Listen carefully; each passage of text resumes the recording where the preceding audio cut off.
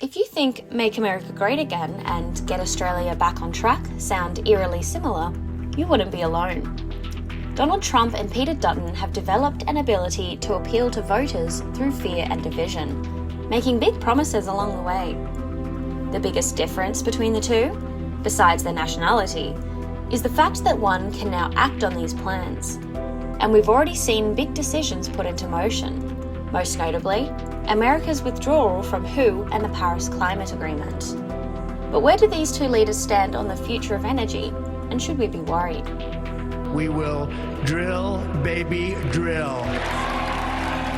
Earlier this week, President Trump laid out his plans to maximize oil and gas production, and even declared a national emergency meeting to fast-track mining permits, encourage drilling along the coast, and roll back previous administration's environmental protections.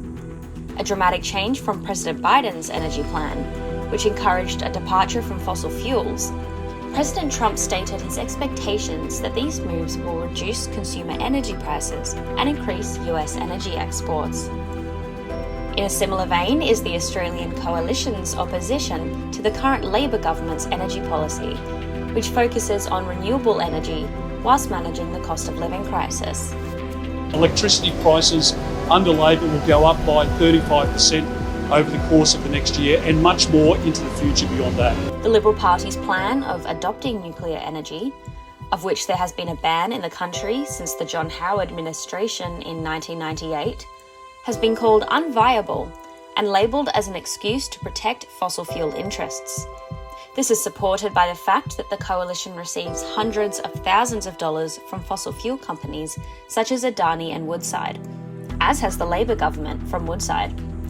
Professor John Quiggin of the University of Queensland stated that this policy has been adopted as an opposition to Labor rather than as a national interest. But according to Dutton, the coalition's plan to integrate zero-emission nuclear energy alongside renewables and gas will cost significantly lower than Labor's. While there may be some differences in the details, it's clear both Dutton and Trump are stringently opposed to their competing administrations' energy plans, and both hold value to some degree in fossil fuels. With a focus on the economy seemingly over the climate, it's not looking good for America's environmental future.